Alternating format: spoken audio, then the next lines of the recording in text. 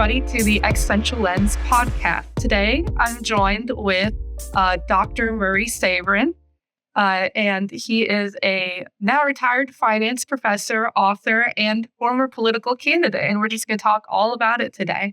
There's a lot to dive into, from his political journey to his economic views to now what his warning is about what he calls the greatest financial hurricane in U.S. history. So thank you so much, Dr. Sabrin, for being here. Let's start at the very beginning. So could you take us back to where your story begins, maybe how your upbringing might have shaped the path you started taking? Just tell me a little bit about it. Well, I came to America with my older brother and parents in August of 1949. They were the only ones that survived World War II in the native Poland.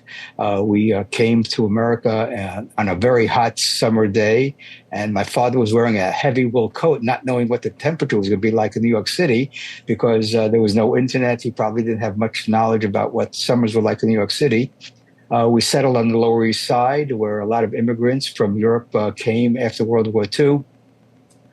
We lived there for a few years. My younger brother was born in 1953. Soon after he was born, we moved to the Bronx in a beautiful four-room apartment. My initial living quarters was a railroad apartment where you go from the living room to the kitchen to the bedroom, and we had the toilet in the hallway shared with other families, and the rent was $26 a month. So that was my initial understanding of what America was like. But then when we moved into this beautiful apartment, my older brother and I had our own bedroom. We had a nice airy room with the sunlight all day. And I went through the New York City public schools, and I had the greatest opportunity in high school, attended the Bronx High School of Science, which at that time was rated the top academic high school in the country. So we got a great education there. I went to Hunter College in the Bronx and studied history, geography, and social studies education. My goal was to become a social studies teacher, which happened in 1968.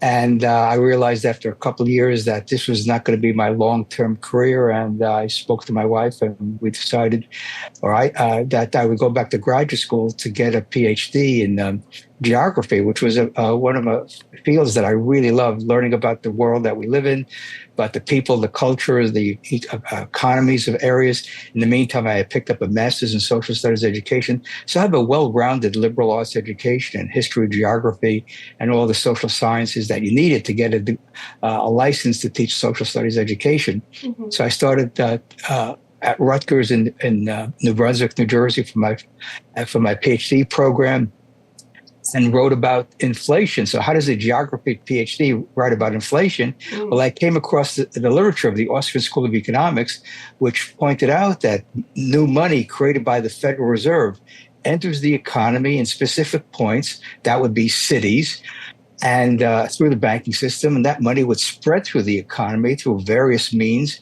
and it would impact employment, prices, and other economic variables.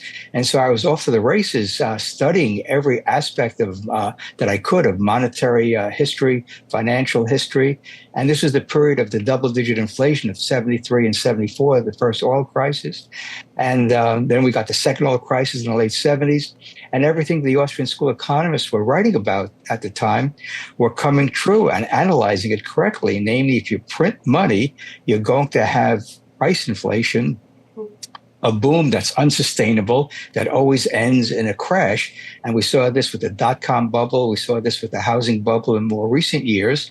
And it helped explain why we had the Great Depression in the 1930s after the boom of the 1920s. And so immersing myself in that literature gave me a real good perspective on how economies unfold, what causes prosperity, how the government intervention causes these distortions, which are the gas lines that we saw in the 1970s, and all the other problems that government does with various policies of taxes, of money printing, of regulation. And when you put it all together, the conclusion I reached after thinking that a little government intervention would be good growing up in the 1960s, that all these government interventions really make the economy worse than it otherwise would be, or I should say, don't make it as better as it could be. And so I've been promoting this through my writings over the years in letters to the editor, op-eds. And when I got the job at Ramapo College in 1985 and retired in 2020, the insights of the Austrian school really helped me bring to my students' attention how the corporate sector is affected, how the stock market is affected, and other financial markets. And my favorite course was teaching the financial history of the United States, where I took the students from the colonial period up to the present to see how money and banking affected the real economy. And students loved the course because it gave them insight that they didn't get in any other course. And so in the meantime, I wrote my first book on how we can create a tax-free America, which sounds so radical, or I should say, so extreme to some people. But when you think about it, before the income tax in 1913, the American people paid very little taxes. The only tax they basically had at the federal level was the tariff, and to the local level, they had property taxes. I don't think there were any sales taxes or anything like that. So the American people paid very little taxes, and that helps explain the enormous economic growth that we saw after the Civil War. And really to 1913. Now, we've had tremendous economic growth since the income tax was introduced, and I contend that economic growth comes about because of entrepreneurship, savings, and investment, which creates the capital that you need to build stuff or to have the service sector like Microsoft and Apple and all these other companies that provide vital services in the high-tech area, medical care and accounting, legal services, and so on and so forth. And so I realized by the late 60s, early 70s that we need to really downsize the federal government. And since then, the government has grown by leaps and bounds, and that explains the $7 trillion plus budget, the $2 trillion deficits, the $37 trillion national debt. And it's going to get worse no matter apparently who's president and who controls the Congress, because the culture in Washington is to spend, spend, spend. And you're seeing this in the debate today about the budget, that no one wants to say, let's cut spending, really cut spending, not a program here or there, but really look at everything, including the sacred cows of Medicare, Social Security, and Medicaid. And my contention is, and this is an article I wrote for the Mises Institute, is that we need to have financial independence. That's why I created this hat, Make Americans Financially Independent. That's the unfinished revolution of 1776. In fact, I would contend that the American people were basically financially independent till we got all these government programs of Social Security, Medicare, Medicaid. And now in this budget bill is something that most people are applauding, that the government is going to give newborns $1,000 to put in an account that will grow over time. Well, why do we need taxpayer money to fund accounts for newborns? That should be done by parents, relatives, and friends. The taxpayer shouldn't have to pay for this. And this is the difference between my approach and the conventional approach in Washington, D.C., that if there's an issue, the government has to do it instead of allowing free people, which is what the American Revolution was all about. Now that we're celebrating Independence Day, and next year we'll be celebrating the 250th anniversary of the Declaration, we should really have a national discussion about what should the role of government be in our society, because Article 1, Section 8 tells us that. It says that the government has very few responsibilities to the American people based upon what the founders put in Article 1, Section 8. And so that, I think, is the constant crisis that we're in. And I intend to keep on doing get the message out to people through my Substack, through podcasts like this. And I appreciate the opportunity to enlightening people about what I learned over the past several decades about the economy and finance. And the most important issue, of course, is the war issue. And we've seen undeclared wars since the peace of 1945 that ended World War II. And we've been involved in hot wars and cold wars without a declaration of war by the president to say, hey, we need to go to war for this reason. But we know that no country can attack us because we're protected by two oceans, two friendly nations to the north and south. And so I believe that Senator Robert Taft, the former senator of Ohio, who was a favor of a limited government and not heavily involved overseas, and his colleague in the House, Congressman Howard Buffett, whose famous son is Warren Buffett, the head of Berkshire Hathaway, and Congressman Ron Paul, who ran for president, congressman from Texas. And I had the great honor of representing him when he ran for president in 2008 in New Jersey. I was invited to forums to promote his candidacy in 2008. And so on my own in my own political career, which is pretty weak in terms of getting elected, I tried to make this case to the people of New Jersey, first as a third-party candidate in 1997. But that was the first time I entered a political race. And what I was able to accomplish, Chantal, and this is something that people don't realize, even if you don't win as a third-party candidate, you can have an impact on public policy. For example, I campaigned that we should have a 65 speed limit on the roads in New Jersey for the major highways. Mm-hmm. And the two major party candidates were opposed it. Well, 6 months after the election, Governor Whitman, the sitting Republican governor, increased the speed limit to 65. So you don't have to win in order to achieve that. Right. I also called for deregulation of the automobile insurance industry, and rates were terribly high in New Jersey. I said, we need deregulation, just like Jimmy Carter did when he was president. He deregulated many industries and prices came down. There was more competition. Services improved. And 4 years later, when a Democrat was elected governor, he deregulated the auto insurance industry, which was my proposal. So two things happened that I promoted during the campaign, and they were enacted later on. In addition, we struck a blow for free speech, believe it or not, in the 97 campaign. There was an ordinance in my town that said you could not put political signs on your own property, a gross violation of property rights. So our campaign attorney went to the courts. The court said this is a violation of Sabrin's First Amendment rights. And now it's part of case law in the state of New Jersey that you can put a political sign on your own property. So again, you don't have to win as a third party to affect change. In fact, here's the irony in America that most people don't know about. If everyone examines the 1912 Socialist Party platform, and they haven't won anything, but if you look at their platform, virtually everything has been enacted in law in the United States. That's the power of third parties. They present an idea, it gets kicked around, it goes nowhere, and then eventually the two parties enact some part of those platforms. And here we are today. And the result of big government is the financial crisis that we're facing, and it's going to get a lot worse over the next several years. Right. Wow, there's a lot to unpack there. I mean, starting from what you're saying in the beginning, I think it would be best to define something so just everybody knows, including myself and the audience. For people who are a little unfamiliar with Austrian economics, how would you explain that? What kind of makes it different? Well, the Austrian School of Economics focuses on the individual, methodological individualism, that value is subjective, that we consumers determine the value of products, not the producer.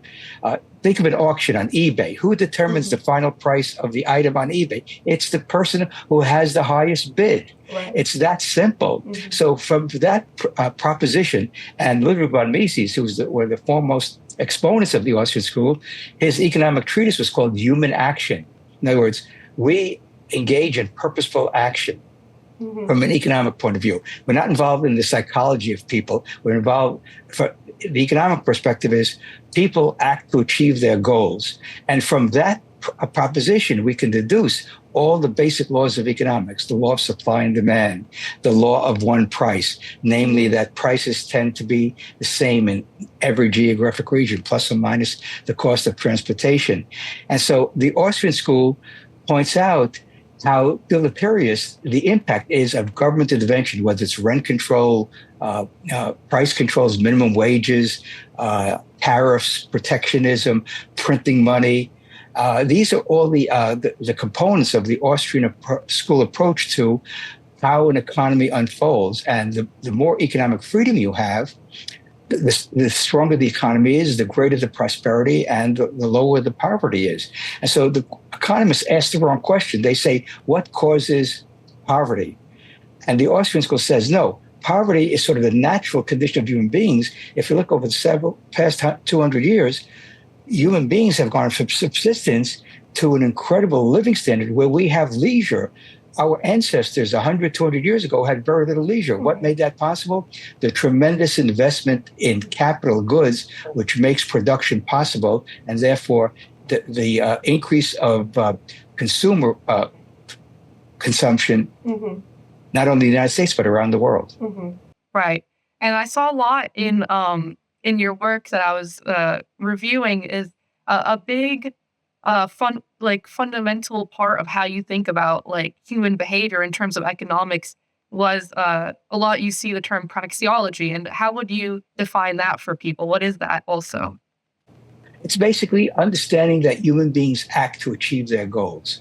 And it's it's looking at the individual, the business entity, not the nation state. And that, I think, is the problem in economic analysis today. They look at the nation state. For example, the trade deficit between countries. That's irrelevant to the individual because we all run trade deficits with our local supermarket. We here in our town, we shop at Publix for the most part, and we purchase items every week. And so every year we run up a trade deficit with Publix. I don't lose any sleep. Publix is happy. They're getting my money. I'm getting their goods. We shop a lot on Amazon.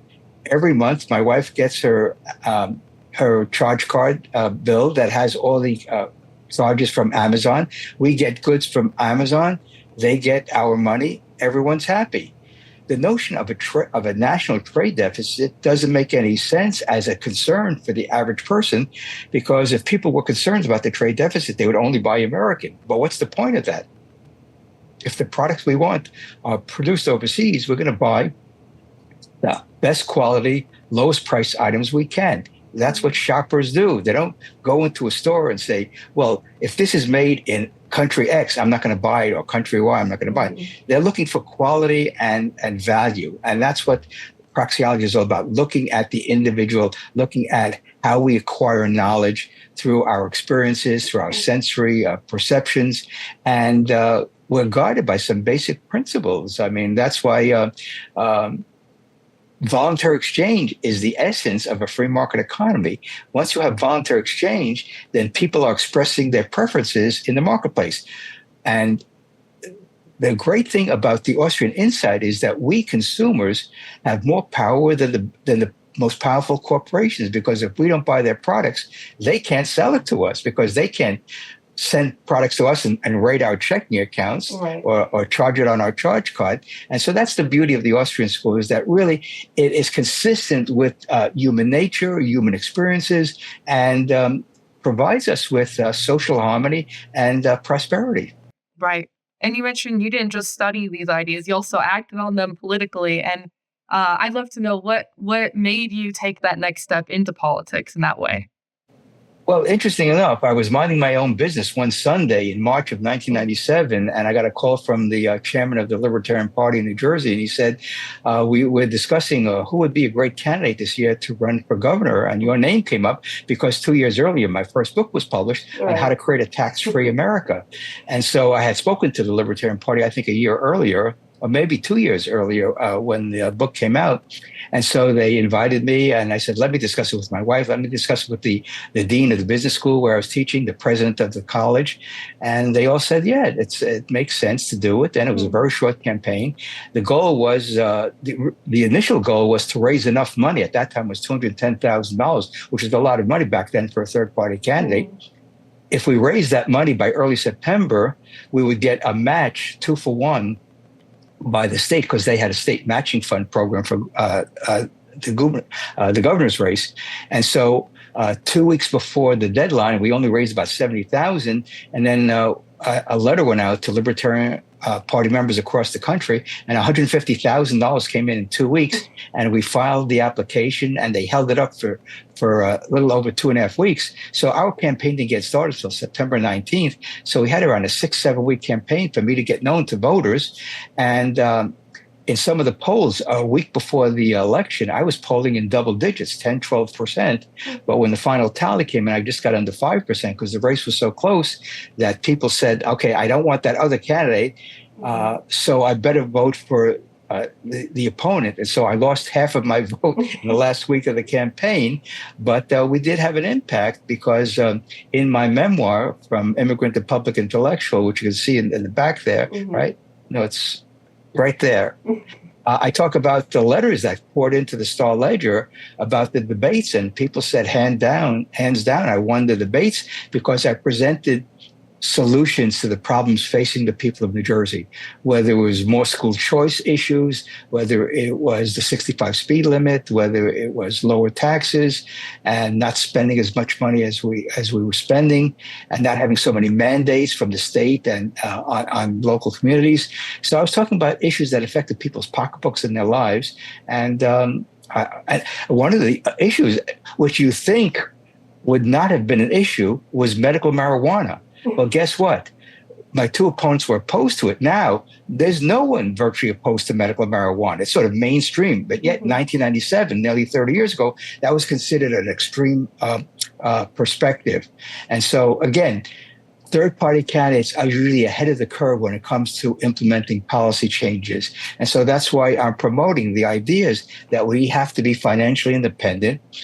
And that's why I wrote this article, Toward Financial Independence and a Constitutional Federal Budget, which puts together the notion of a constitutional spending limit, which is in Article 1, Section 8, and how people can be responsible for their own retirement by saving money to have retirement income, saving money so they can have money for their medical bills and not rely on the federal government, i.e. the taxpayers, for these programs. Right. Wow. And so let's get a little bit into what we were even discussing before the podcast. You said that we are heading towards the greatest financial hurricane in U.S. history. What do you see, and what do you see coming? How and why? Yeah, right now, the federal government is spending over $1 trillion just in interest on the national debt. To put this in perspective, in 1929, before the Great Depression, the depression that lasted a full decade, there was virtually no federal government debt. There was some debt from World War I because the government borrowed a lot of money to engage in World War I. But the budget was basically balanced at $2.9 billion in 1929. Now we have a federal budget of $7.2 trillion with a $2 trillion deficit. So much money is being spent with not enough money coming in, so the government has to borrow money. And the question is, who's going to buy all this debt? We know a lot of the foreign investors and foreign governments buy this debt. And if the debt keeps on rising exponentially and the interest keeps on rising exponentially at the interest rate that the federal government is paying today, well, it doesn't take much of a genius to figure out that if the debt goes up to $50 trillion, where it's estimated to be in 10 years, if the deficit goes up $2 trillion a year for the next 10 years, we're talking about another $20 trillion in debt. So if we have $2 trillion in debt, if we have $50 trillion in debt at 4% interest, that's $2 trillion a year in interest expense. That's going to crowd out other expenditures in the federal budget. And that's why I'm advocating that we start immediately to downsize the federal government, to get rid of all these subsidies and all these grants and all these mandates. And we could start with the Department of Education, which has no constitutional basis. We can get rid of a lot of other expenditures. I would get rid of all the grants to state and local governments, because what happens when you have grants from the federal government to state and local governments, people at the local level think, okay, we're getting all these government expenditures, but it's not costing us much because the money's coming from the federal government, which has to borrow the money to pay for all these grants. So the point is, it's about accountability. It's about balance revenue in, revenue out, and expenditures out. And we don't have that. The federal government, if no individual family, no business can run like the federal government does when it comes to its financial situation. And if we continue on this path, something will break in the future. I don't know if it's in 3 years, 5 years, 10 years. Nobody knows that. But the point is, we're on this road to financial crisis because of this incredible spending, this incredible debt, and the interest on the debt. Right. And so what do you want to tell to the people now? What should they be doing with their finances? Maybe what shouldn't they be doing? Well, right now the stock market is at an all-time high. The question is, how much higher does it go? Because there's a lot of money in the economy that was created over the past few years during the COVID period, and the Federal Reserve still keeps on printing money. So the stock market relies on cheap money and earnings. That's what drives stock prices. So again, everyone's financial situation is much different. A 25-year-old is much different than a 65 or a 75-year-old. So again, as a general proposition, you should have probably 5% in money market accounts. Well, let's go back. You should have 6 to 12 months of expenses in a savings account, whether it's a money market account or something like that, because the unexpected could happen any time now. So you want to have some savings to take care of emergency expenditures. So if you have that, then you can put some money into hard assets, because hard assets will provide you with some protection if there's a major financial crisis. Some people say minimum 5% of your portfolio should be in gold and gold mining stocks and silver mining stocks. That's why you either go online and read about it or speak to someone, a financial planner or advisor. But if you don't have many assets, you can do this on your own. And then you can buy some ETFs, which is a diversified portfolio of stocks, like the S&P 500, which is a collection of stocks of the 500 companies in that index, or the QQQ, which is the more high-tech oriented ETFs. And over the long term, we're talking about 20, 30, 40 years, it's going to do well because the economy is going to grow over 20, 30, 40, 50 years. And so for young people, it's about putting money in a 401k or an IRA and letting that money compound over the next 40, 50 years. And if you're retired, then you want more income. If you don't have enough income from Social Security or a pension, then you want to have more income in your portfolio. That could be a bond fund. But you don't want to have a long-term bond fund. You want to keep the maturity of those bonds, let's say 3 to 5 years, 7 years, and just enjoy life as much as possible, because everyone has a unique financial situation. And given the volatility we're now seeing in the financial markets and the uncertainty given with government policies, with tariffs and other things, you've got to have a portfolio that can weather any storm these days, because we saw what happened earlier this year with the tariffs. The stock market plunged 20% in no time. And in COVID, the market plunged 35% in 6 weeks, but recovered very quickly. So again, we're going to see these downdrafts. The question is, will we see a prolonged period of financial stagnation, which we saw from 1966 to 1982? The market basically went sideways. Then from 1982 to 2000, the market had an 18-year run. Then from 2013, the market was flat. It was up and down, but it was basically flat. And since 2013, the market has been on a tear, again, with downdrafts occasionally. So again, you can go to stockcharts.com. They have great charts for free. You can become a member. I've been a member of that for 20 years. A lot of commentary by insightful analysts, plus charts that you can get for free. And if you become a member, you can get upgraded charts. So this is where you can do your own homework and get information. And there are so many other websites that provide free financial information. And then you have to make your own decision as to how you want to allocate your resources. Right. And now, so you're promoting Moffy, like you have on your hat there. So tell us a little bit, what is that and how does it kind of fit into this broad mission you have? Well, as I said, the Declaration of Independence talks about life, liberty, and the pursuit of happiness. And when I first learned about the Declaration of Independence, I guess as a youngster in elementary school and junior high school, I started reading it. And it talks about the nature of human beings and what is the role of government in a free society.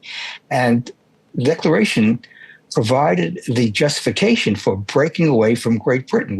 The colonies were under the thumb of Great Britain, and there was a lot of rules and regulations and taxes that the colonists said just makes life unbearable because we want economic freedom, we want political independence, and so Jefferson outlined the Declaration of Independence. And what's missing today is we've gone so far away from the principles of the Declaration. We have all the surveillance that's going on with the Patriot Act and all these other things that have been going on where our civil liberties are at jeopardy. But more importantly, so many people are dependent upon the federal government, from Medicaid, food stamps, housing subsidies. Businesses get subsidies and grants.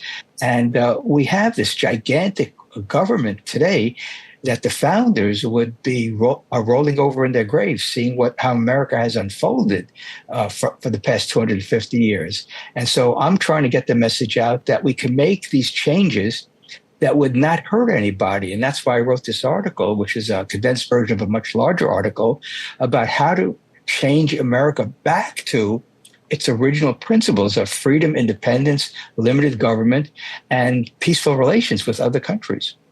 So, what do you believe we're heading towards? More freedom or more control by the government? Well, here's the interesting thing. I think intellectually, philosophically, more and more people are embracing freedom. However, the politicians have people so scared, frightened that people are voting with their pocketbook in the mistaken belief that the government's going to take care of them. And the interesting thing, there was an article in the Wall Street Journal pointing out that a lot of Republican districts have very high Medicaid participation. So even though people are on Medicaid, they're still voting for Republicans who claim to be the party of limited government and fiscal responsibility. So there's a disconnect between the Medicaid recipients and their voting pattern. And I have a program to get rid of Medicaid lock, stock, and barrel. I wrote this on my Substack, an open letter to Bill Gates. Bill Gates single-handedly can eliminate Medicaid by helping create these nonprofit health centers across the country. I helped create one in northern New Jersey. I still support donate to 3 in New Jersey. There's one here in Naples where I live. It's been around for 26 years. Every dollar is raised through voluntary contributions, not a penny of taxpayer dollars. The doctors volunteer. They're expanding. It is a wonderful facility. It looks like it's part of a hospital. That's how modern the facility is. They have dentistry there.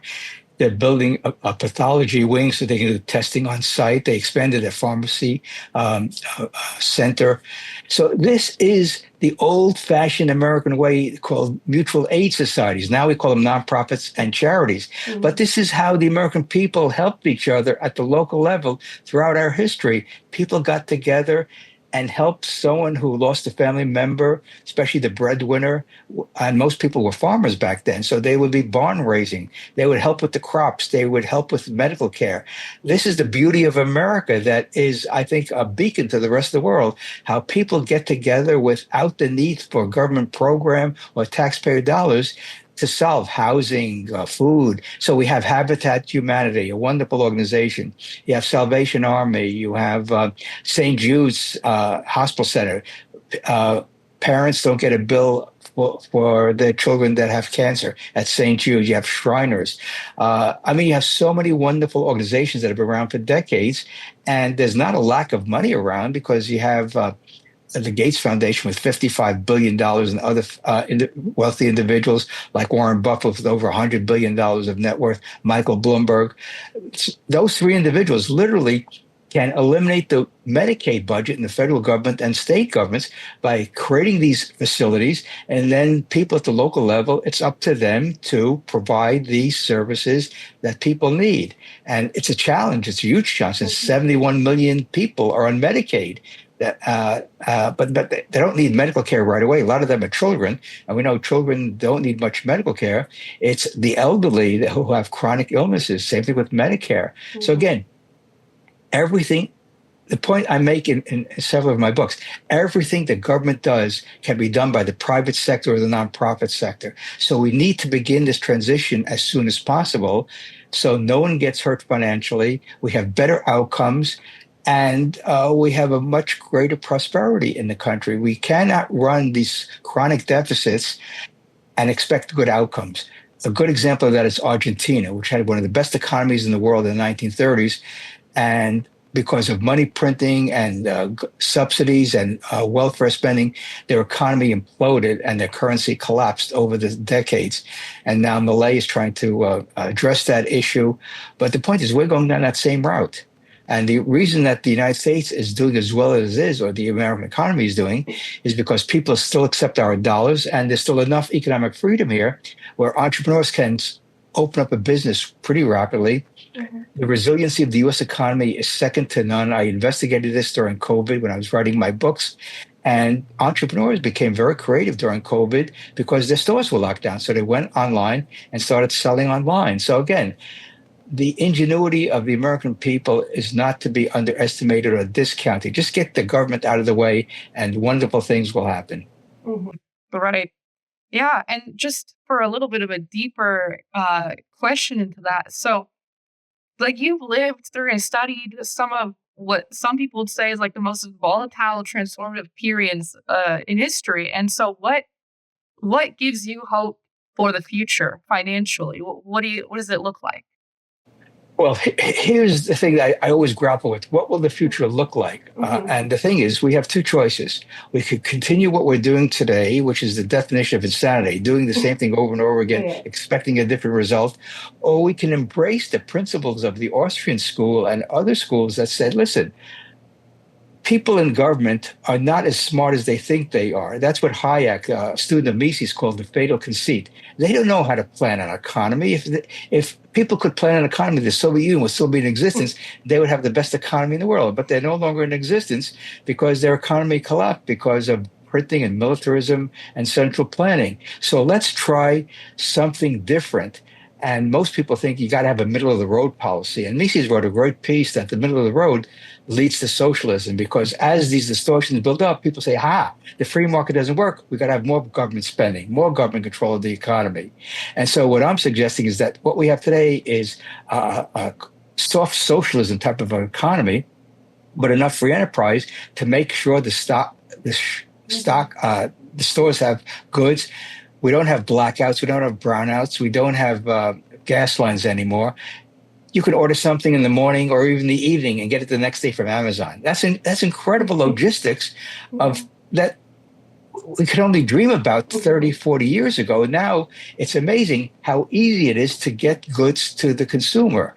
And that's because of technology, of entrepreneurship, and the vision of people like Jeff Bezos and others who say, Netflix. Think of Netflix today. And Netflix used to do mail-in CDs, and now you can have a streaming service.